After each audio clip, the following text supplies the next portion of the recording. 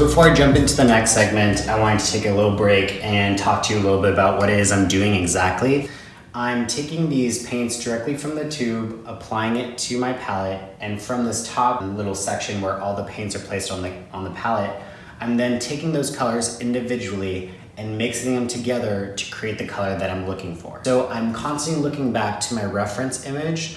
I'm constantly looking at if I need to increase the saturation, if I need to desaturate it. The cool thing about mixing paints is that there is no right or wrong answer. Just because your reference image is a certain color doesn't mean that you have to use the exact same colors as well.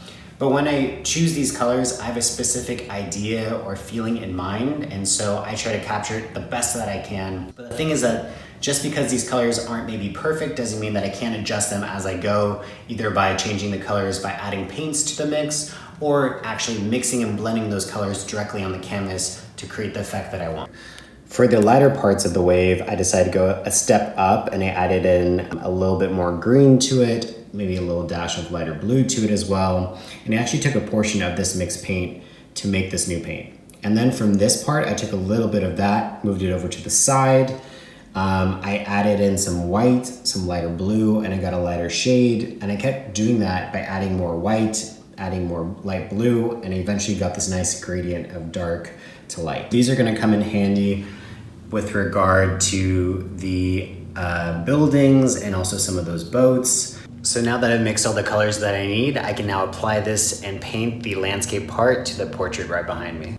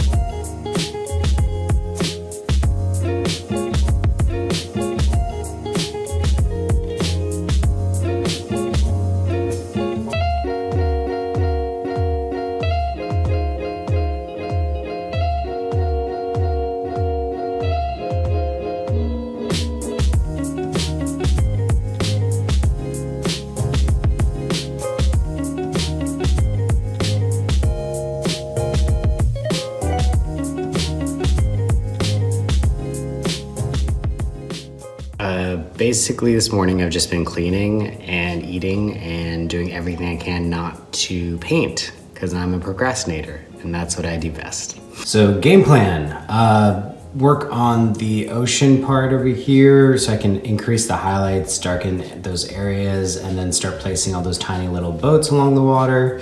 And maybe if I have time, I can start adding in the sky and slowly do this really nice gradient up into the eyes. Look at all that snow!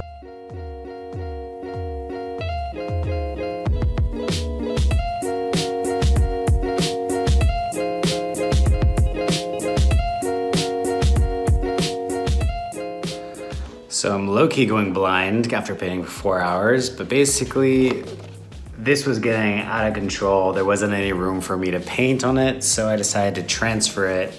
And I really like painting on palette paper because then I don't have to worry about cleaning. I can just rip off that sheet and then get started on a new one. Oh my God.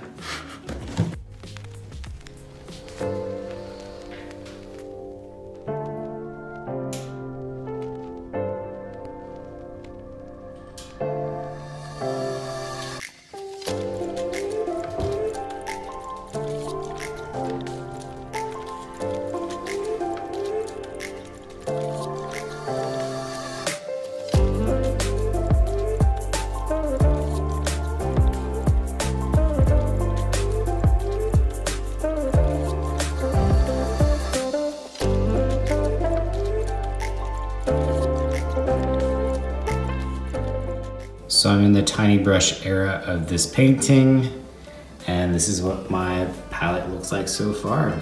Lots of blues because I'm working on that water, catching some waves, yeah.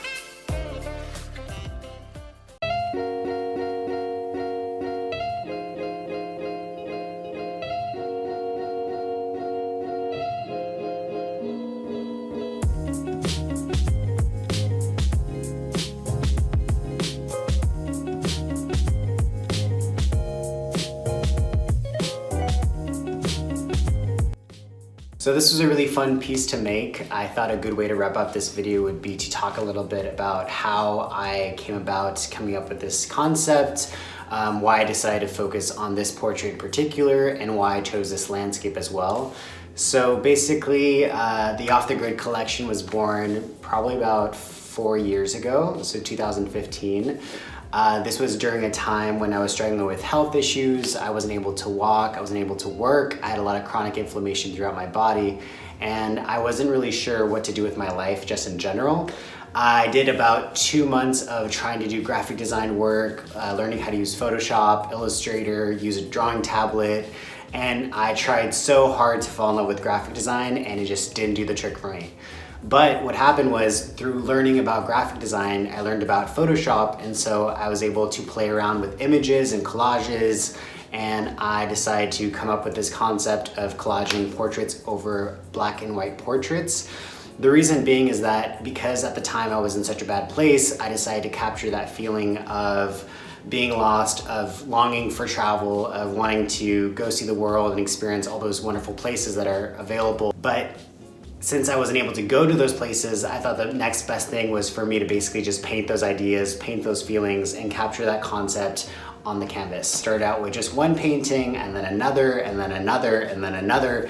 And I just kept trying to push the boundaries of incorporating landscapes in different ways, using geometric shapes, blending them in different parts of the face, or just trying to express those feelings that I was having just in various ways. And then I decided to revisit this Off the Grid collection, and this time I decided to use my girlfriend as a model. The reference photo that I used was taken on top of the roof of an Airbnb that we rented. It's a tower that had 4 levels. It had this kind of like spiraling staircase, kind of like the one right behind me, but much smaller, like you could only fit your shoulders through, and basically just kind of spiraled up this building. And so the first floor had our bedroom and the kitchen, which was literally just this like tabletop stove and a microwave. Then you go up to the second floor and you had a living room with a little deck, and then you went up another floor, you had another beautiful deck that had a panoramic view of the city, and then this little small tiny little staircase took you up to the final level, which had this 360 view of the city. Such a cool experience. I wish I had footage of it. But basically the light was so beautiful, Madeline looked wonderful, and I thought I ought to take a picture of her. And the landscape portion of this piece, I was at Playa de la Caleta, which is one of the many beautiful beaches of Cadiz, a city in the south coast of Spain. Playa de la Caleta was the first beach that I went to when I was studying abroad in Spain. I would go there when I didn't have any friends, and I would just start sketching in my sketchbooks. There's this really prominent white building there that I constantly referred back to and sketched in a lot of different journals and pieces.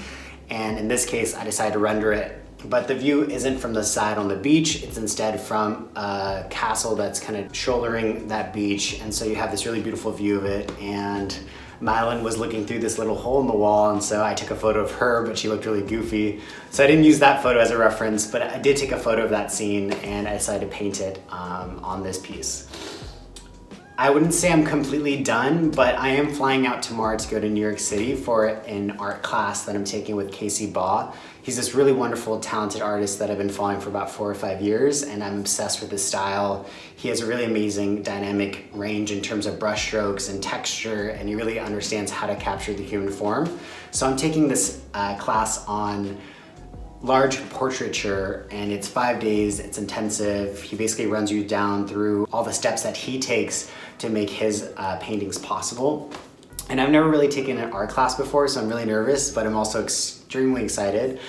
I think it'll be good to learn from someone that I aspire to be more like, and if I can learn a few tricks, if I can see inside his brain and see how he works, anything that can help me expand my mind, anything that can help me learn more and get better at painting, I'm gonna chase after it and do my best. So I really hope you liked this video. It was kind of cool taking you through the process of mixing some of my paints, having this landscape kind of just form over the face. It was definitely a struggle, but I got through it. It was fun, it was challenging, it was something that I haven't done in a long time, so it feels good to be back in the rhythm. And I think just developing a routine and just knowing that even if I don't feel like it, I just need to start and paint.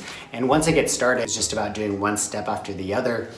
And each brushstroke matters because it leads into the next brushstroke. So sometimes the first one is the hardest, but if I just keep adding and adding and adding, eventually I can step away and I can look back and see all my hard work, and it feels pretty good. So thanks again for watching. If you like this video, please don't forget to like it. Please don't forget to subscribe to my channel. Let me know what you think of this painting. Let me know if you have any methods that help you, stay disciplined or stay focused on your work and gets you inspired and wanting to paint more and more and more. I am all ears. Also, if you haven't already, please check me out on Instagram at BeauxFrank. It's the same handle that I have here on YouTube. Basically, I like it a lot because I get to share works in progresses, little things that are happening throughout the day. It's very much something that you digest instantaneously and then it's gone. YouTube is a little bit more long-term.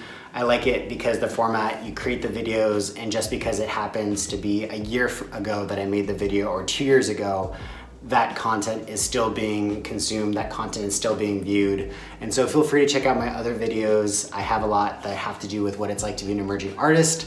I talk about my process, I talk about the products and tools that I use, I talk about what helps me get into the galleries and shows that I've had and how to make sales. So if there's anything that you'd like to know, if there's a video that you think would be a good idea for me to work on, something to share, something to teach, or just give insight on, I'd love to help. The more ideas, the merrier. So thanks again for watching, and I'll catch you on the next video. Love you guys, bye.